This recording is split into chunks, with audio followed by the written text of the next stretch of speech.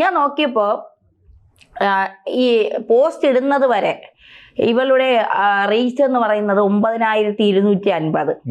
ഈ പ്രശ്നം വന്ന് ഇവളാ വീഡിയോ ഡിലീറ്റ് ആക്കിയതിനു ശേഷം ഇവളുടെ റീച്ച് എന്ന് പറയുന്നത് ഏകദേശം 12,000.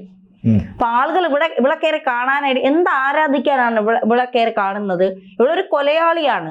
ഞാൻ പറയുന്നത് ആത്മഹത്യ പ്രേരണയല്ല, കൊലക്കുറ്റത്തിനൊക്കെതിരെ കേസെടുക്കണം.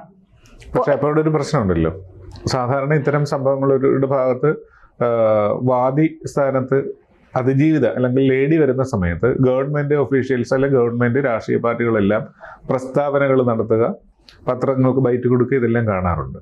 പക്ഷേ ഒരു ആക്റ്റീവായിട്ടുള്ള ഒരു നിയമം ഉള്ള ഒരു സംസ്ഥാനം എന്ന രീതിയിൽ സ്ത്രീകൾക്ക് വേണ്ടി സംസാരിക്കുന്ന അതേ ആർജവത്തോടുകൂടി പുരുഷന്മാർക്ക് വേണ്ടി നമ്മുടെ ഗവൺമെന്റ് ഒന്നും സംസാരിച്ച് കേട്ടില്ലല്ലോ. ഇല്ല, ഇപ്പൊ എനിക്ക് തോന്നുന്നു ഒരു നേതാവ് ശ്രീധരൻ പിള്ള, BJPയുടെ നേതാവ്, അദ്ദേഹം മാത്രമാണ് അവൾക്കെതിരെ കേസ് എടുക്കണം എന്നൊക്കെ പറഞ്ഞ് രംഗത്തെത്തിയിട്ടുള്ളത്. മറ്റാരും വന്നതായിട്ട് സ്ത്രീ സുരക്ഷ, വനിതാ മതിലൊക്കെ കിട്ടുന്ന സർക്കാരുകൾ വനിതകൾക്കൊപ്പം നിൽക്കുള്ളൂ ആയിരിക്കും. പക്ഷെ എന്തൊക്കെ പറഞ്ഞാലും ഈ പറയുന്നത് പോലെ ഇവിടെ അതിജീവിതനാണ് ദീപക്കിന്റെ ഫോട്ടോ പോലും പുറത്തു വിടാൻ പാടില്ല, അയാൾ മരണപ്പെട്ടിട്ടുണ്ടെങ്കിൽ പോലും. കാരണം അപമാനിതനായി മരണപ്പെട്ട ഒരാളാണ്. അദ്ദേഹത്തിന്റെ ഫോട്ടോ പുറത്തുവിട്ട് അദ്ദേഹത്തിന്റെ കുടുംബാംഗങ്ങളെ, അദ്ദേഹത്തിന്റെ അച്ഛനും അമ്മയും ഒക്കെ അപമാനിക്കുന്നതിന് തുല്യമാണ്. ഇവളെ ഫോട്ടോ കാണിക്കുന്നതിന് കുഴപ്പമില്ല, കാരണം ഇവൾ കൊലയാളിയാണ്. കൊലയാളിയുടെ മുഖം എപ്പോഴും പരസ്യമാക്കണം എന്നുള്ളത് തന്നെയാണ്.